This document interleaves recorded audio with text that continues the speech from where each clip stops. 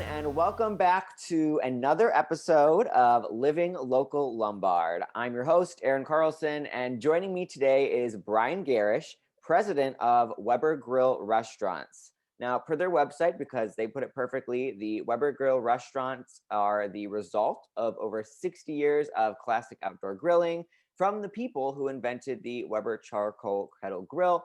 And really, the vibe that I've gotten is that they use quality ingredients, fresh ingredients. They have innovative, unique recipes that they create specifically for their grills and their cooking methods. And they obviously have expert grilling techniques and obviously use the Weber products to cook their food. So Bryan, thank you for coming on and spending time with the local community. Well, thanks, Aaron. That's such a good intro and description. I'm going to reach out to you for my marketing department to put a few things together. I would be glad. Thank you. It's been a very challenging year for everyone. Yeah. And in particular, right after all of the frontline workers that are out there doing their great things from an industry standpoint. This year's obviously been a very challenging year for restaurants. So everybody's been working like crazy to get back to reopening and things like that. So when they first approached me about doing an interview and a podcast, I thought, it's hard to find time. But then when I found out that it was really local Lombard, I without hesitation said, okay, we got to figure out how to do this because our over 20 years now, we opened the day before Thanksgiving in 1999 in Lombard. Man. And so we have a long history with Lombard. It's meant a lot to me personally, working with the Village Hall, the mayors at the time, and every time we need something, it's such a great city to work with. And I do get to work with a lot of different municipalities, but I sincerely say this, that Lombard has been probably the best to work with, that they're just pro-business. They're there to help you at every direction and keep you doing the right things, and so they've been great. So I love our long-term relationship that we've had with Lombard. As a lifelong Lombardian, that warms my heart. Yeah, no, it has been, and we got to come up with the mayor's name. It was Mayor Mueller, but his first name, whether it was, you think it was Tom? I think it's Bill or Bob. Yeah, it could be. Bill, he was great. He was a great mayor. So he really was, and I think he was very instrumental in developing businesses in Lombard, in particular along the Butterfield road area. And I had mentioned to you, Aaron, a little bit earlier, but I think it's interesting to know that the land where we are, which is now referred to as Fountain Square, which is where the several restaurants and hotel and things like that was originally in a seminary. And Weber was the first to go into that location.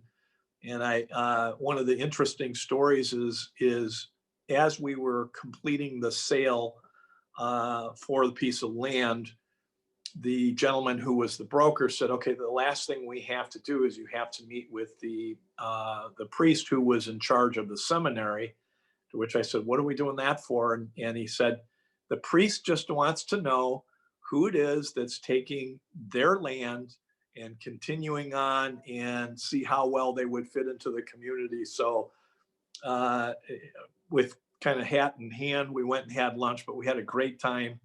And he said to me at the end of the meal, he said, I wouldn't be able to stop the sale going through anyhow, but I'm very glad to know it's the Weber people, because I think you'll be good members to the community and do very well. So that was a very good beginning to it. When we opened up in Lombard, it was our second restaurant.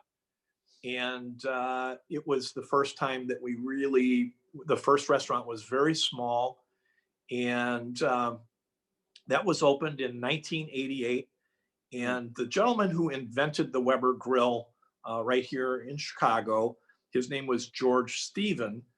And George was very entrepreneurial, obviously. He had invented the Weber charcoal grill. Gas grills were just coming online.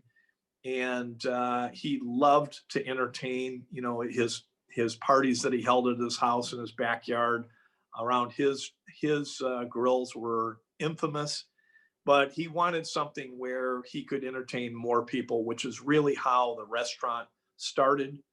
And it has stayed very local, family oriented. He had 12 children of his own. So Weber has always been a family story. And they were very careful that they did not want to create this chain of restaurants. They certainly had the means to expand on it all over the country.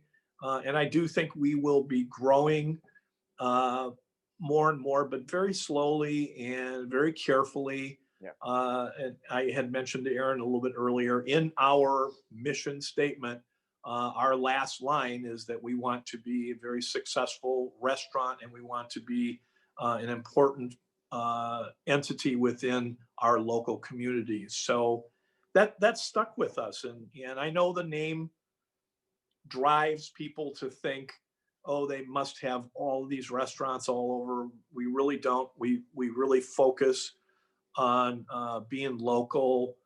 We put a lot of the decision making authority into our general manager and our chefs, right down to the menus can be very driven by the local clientele, what they like. There's a lot of similarities on our menus between restaurants, but there's some things that are unique to each location also. Where are all 5 of the locations? So we're in downtown, right on State and Ohio. We are in Lombard, we're in Schaumburg, downtown Indianapolis, and then a suburb of St. Louis. Oh, interesting. Huh. Okay. So talk a little bit more about the founding story. There is a rich history with this restaurant and with the brand too. But I know you and I had talked a little bit about why the restaurant was founded, and I think it's a great story and kind of is a testament to the fact that, well, what I was telling Brian is, someone like me, I hear the Weber name and then I go, oh, why would the president of Weber Grill Restaurants want to do a small local podcast that's on YouTube? But then you really realize what the restaurant is, who's behind the restaurant, who runs the restaurant, who makes the decisions. And then you go, okay, this makes sense. They have the name, but it is a local operation, just on a little bit of a bigger scale. So talk about why the founder created the restaurant and ultimately how it has evolved into what it is. Well, I can tell you one real quick one quick point about the founder when he started Weber Grill, which is always a great fun story, but it is definitely an interesting one. So he started in the 50s, and there was it's called a job shop that worked with different metals, and it was called the Weber Brothers Sheet Metal, and it was in the West Loop. And one of the things they did at Weber Brothers Sheet Metal is they were given a contract to build the buoys for the harbors, different Chicago harbors. Oh. And if you've ever been on a boat and gone by one of the big buoys out in the water, they're huge, but the top is the shape of a bowl. Mm-hmm. And if you look real careful, so George took the top of that bowl that they were making and he turned it upside down and he cut some holes in it and he put a cover on the grill. And that was how he invented the Weber charcoal grill. What? So it makes you think. It makes you want to look around at everything and say, okay, how am I going to build an empire out of? What am I doing today? Yeah. So that's a fun story, and it's a true story. So fast forward into the mid 80s, George Stephen has 12 children, 6 boys and 6 girls. And as his one son, who I have the pleasure of working with still today, said, I think he was just looking for something to occupy all the children, all their time. And so they actually started a small catering company called Weber on Wheels. And they built a trailer and they put these large charcoal grills on it, and they would come out and they would do like corporate picnics and backyard parties and things like that. And they all enjoyed it. He enjoyed it a lot. He entertained a lot, but then he finally said, I want to have a restaurant where we can show off our style of food, which is backyard grilling. And I want to show it off in a restaurant. So he built a small restaurant in 1988, and it was popular. It did well, but it very much just stayed a small little restaurant that was up in Wheeling. And when he passed away in the mid 90s, and it was the late 90s that the son approached me. I have restaurants in my background, and said, look, we'd really like to take this to another level of what we're doing. It was very small, kind of a 19th hole bar and little restaurant attached to a golf course. So we looked everywhere in Chicago, and finally we came across the piece of land that was for sale in Lombard. And so we built the restaurant, but we said, okay, what we wanted to do was, when you walk into the restaurant, we want to see people that could see our grills cooking. They could walk right up to them and see the coal and the embers and the charcoal grilling away. So that's really what created the design for Lombard. And we just thought that was a great community to be in.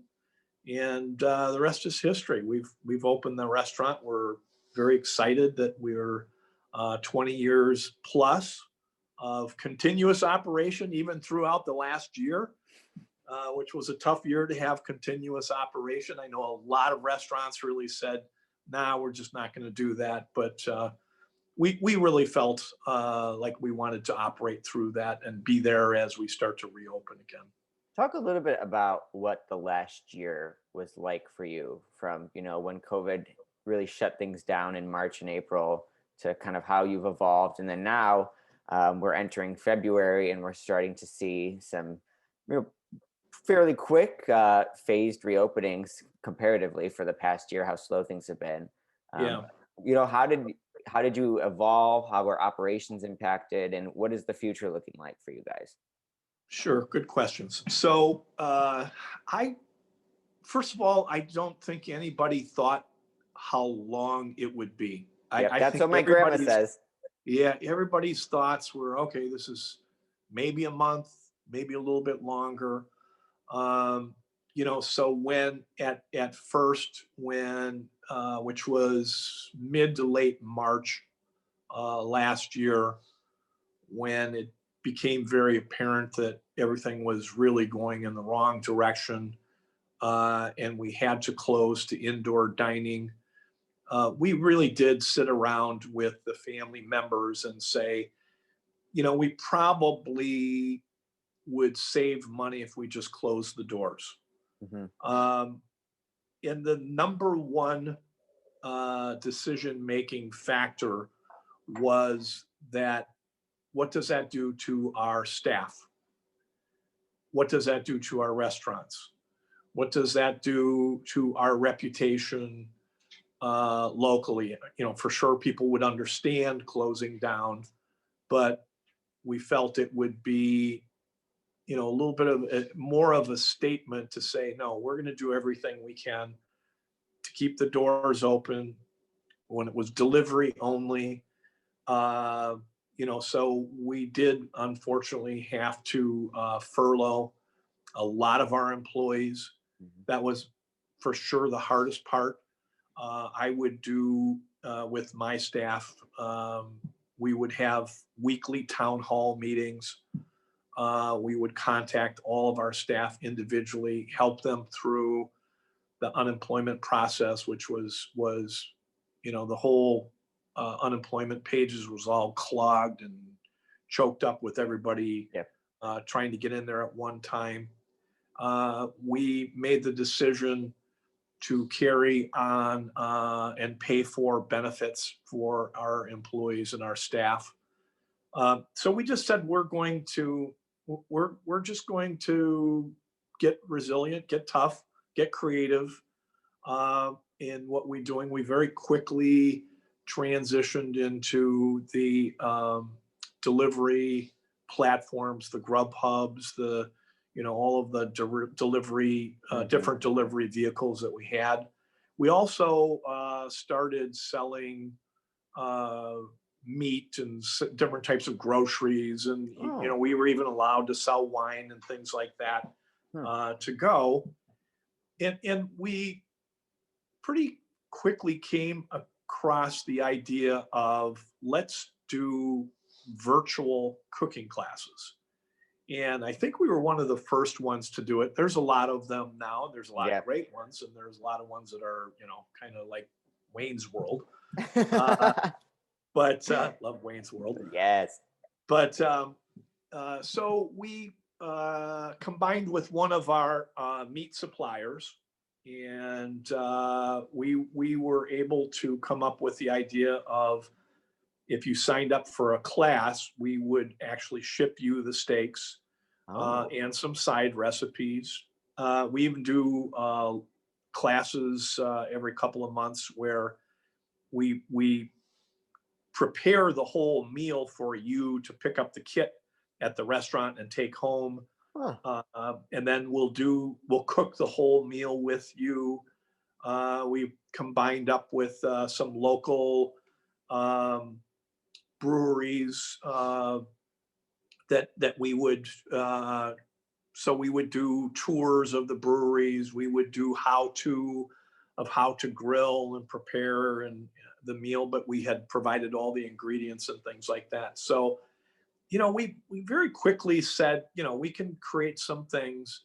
Everybody's just sitting at home Yep. wondering what to do, and it was a fun thing to do, to get online and start doing those. And I see us continuing to do that. It's grown very nicely for us, and we're able to do it nationwide now by shipping the meat through our meat companies. So, Hmm. I think it's things like that you just start saying, what else can we do? What else can we do? What can we do today? What's another idea? And we just threw a lot of ideas out, talked through. Some of them we did, and some were just kind of crazy ideas, and they didn't stick to the wall as good. Talk a little bit about. We don't have to talk about Lombard specifically. We could talk about all the locations, but where are the restaurants in general in terms of operations? And some municipalities, some cities, some states are at different points of being able to allow more indoor dining, or to slowly return to kind of a little bit of what things were before. Where are your operations right now, and how do you have any conception or guess for how quickly things are going to kind of ramp back and come back to uh, you know being a bustling, vibrant, lively Well, if I could predict all of that, I think I'd tell you where GameStop stock is. yeah. No, but I think we have. Look, I think it's common sense, and each municipality has been different. Or in Illinois, we have the different regions Mhm. that are roughly county driven. And then you have the governor who's dictating overall. And then when it comes to Chicago, the mayor of Chicago is really calling the shots more. But everybody for the most part. And then there's some states like Indiana never really shut down Yeah. to the degree we did in Illinois. And that was perhaps controversial of, why is Illinois one of the states where we're really not allowing any indoor dining. But then on the other hand, as much as that was tougher for us in Illinois, we saw our rates better than other states. So, we supported and we continue to support the efforts to continue to be smart in how we open, to be informed. So right now we're basically at 25% occupancy. We have put up plexiglass between all of the different tables and booths and things like that. And so we was just recently relaxed to where it's not so tied to the 25% or the 25 people per room. It's more about the distance between the tables, which that helps a little bit more with how we can see. We actually put large tents in our parking lot, both in Lombard and in Schaumburg, where we had enough room with the parking lot. And a lot of people said, so what's the difference between the tent and indoor dining?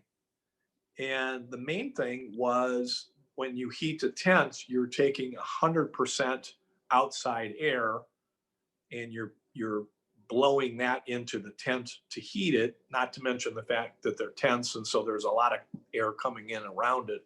So that helped us also. We're probably going to take that tent down as we move into the next tiers and some of the other mitigations continue to be more relaxed. But I feel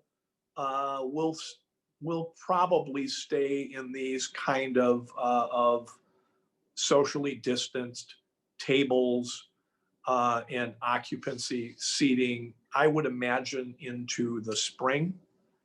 And I think as we start getting into warmer weather, I think outdoor dining will start to return faster. I mean, a lot of people I was amazed people were sitting out on our patios, huddled in their coats underneath a heat lamp in November. So I think that will come back in as we start getting into late March, April, and then the outdoor season. So I think the seasonality, as well as we hope the vaccinations continue, the social distancing, the wearing the masks, all of those things that are continuing to improve the overall rates and hospitalizations and things like that. So I feel that by the time we're really into summer, I think it's going to feel a lot better. I don't think we're going to be out of the woods,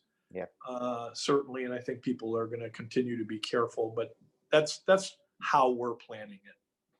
Awesome.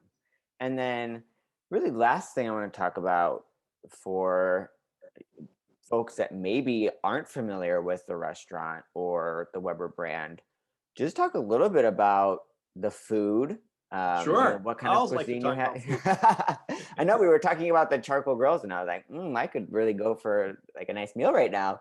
Talk about the food, and then talk a little bit about like the cooking method and like what makes Weber like special, what makes it what it is. Sure. So you have to visualize what goes well on a charcoal grill or a gas grill in your backyard, and certainly top items that are cooked on grills are steaks. So we've always specialized in the style of steak that we're doing. So we use a Black Angus. It's not prime, and from time to time we will specialize and have a feature that is a prime steak. But we feel that level of steak that we're cooking with, sometimes you'll see it can be certified Angus, CAB, but it's Angus beef is the magic thing, that it has really good marbling, and we feel it cooks really well over charcoal. And so we primarily feature steaks. We do have a fairly large barbecue section, which you would imagine comes off the grill. And then our lunch business is really driven by hamburgers that we do during the lunch. So, that's kind of the core of our menu. Not everything. We used to be very fixated on, well, how is this item touching the grill? So, about 80% of our food is grilled. But we've learned that just because your baked beans didn't go on the grill, they can be great. And and we'll put our little touches in it, where we'll put brisket into it, and the chefs are working on different things. So we feel that there is a little bit of a Weber touch with all of our food. It's always very interesting when I say to people, I say, well, I'm in the restaurant business, which people love to talk about that. And, oh, that sounds like a fun job, which it is a fun job. It's a great job. But I say, I love to do this with people, where I say, and they'll say, well, what kind of restaurant is it? And I'll say, we specialize in outdoor grilled food. And they kind of go, huh? And then I say, it's called Weber Grill. And they go, oh, I get it. So it's a lot of fun because, the name is so synonymous with that style of food that as we talked a little bit before the podcast here, that, the Weber name is so deep, and it's such a national and international brand, that it's a little bit hard on the restaurants, because people can think in their mind, well, it's just another chain restaurant. And we fight so hard to be local, and to stay local. And that's why we say our style of food is it's really important that our management is in touch with the local clientele. And if there's something that is a little bit more popular in Lombard than it is in Schaumburg, then they have the ability to cook or to have that on the menu. So it's always a lot of fun, because the chefs will be constantly saying, here, try this, try this, try this. And they come up with some pretty interesting things. Sometimes they come up with some pretty crazy things, but that's the fun part about being in the restaurants. Awesome. Well, tell people where they can order your food, interact with you online, and tell people how they can look into those cooking classes. Okay, so WeberGrillRestaurants.com. We've got a great website where you can do everything on our website. From you can actually order our steaks, and if you're within 5 or 7 miles of our restaurants, you can actually have our steaks delivered through DoorDash. So DoorDash, Grubhub. In the city, we even have a few additional ones you can order online, have delivered, pick up. Now I'm very happily inviting people back into our restaurants. You must have a reservation. That's part of the mitigations, is they don't want people standing in the lobby and having big wait lists and things like that. They really do come around and check that you're following the mitigations to the letter. So please make a reservation, but go online and take a look at our menus. Take a look at we've got the pages where we call them the Grill Academy pages. It'll have a description of all of our classes. And our Lombard restaurant we're building our newest Grill Academy on the patios of our Lombard restaurant, and we will be open for classes. We've always done classes there, but we made a facility that is rainproof and it's covered, so it's not so hot when the sun's beating down on it and things like that. So we look forward to launching and opening that up in April. But you can find all our classes online also. Awesome. I'm excited. I'm going to do it. I'm going to learn this year. I'm going to eat some good food. All right, Aaron, you're coming to one of our classes then. I'm Yes. coming out there to watch you, okay? Okay. All right. You'll Well, have Brian, fun. thank you so much for making time and for Okay. coming on. I look forward to you rolling out this reopening, and I look forward to you judging my very amateur grilling capabilities some point in 2021. Great. Great. Thanks, Aaron. All right, thank you. Thanks, everybody in Lombard, for all of your loyalty and all of your business throughout all of the years. And we look forward to many more years of being there. I love it. Yes, yes. Everyone go support.